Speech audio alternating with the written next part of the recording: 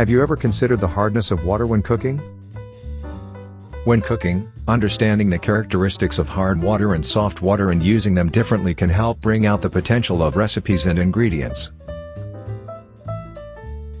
Hard water has a calcium content that covers the surface of the food, preventing it from absorbing water, and the calcium also locks in the flavor of the food. It is suitable for beef stew, risotto, paella, and other dishes. Soft water, on the other hand, blends easily with ingredients. It is suitable for cooking fluffy and tasty Japanese rice.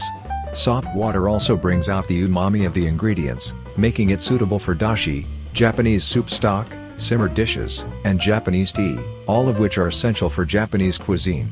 The best water for Japanese cooking is less than 60 milligrams hardness.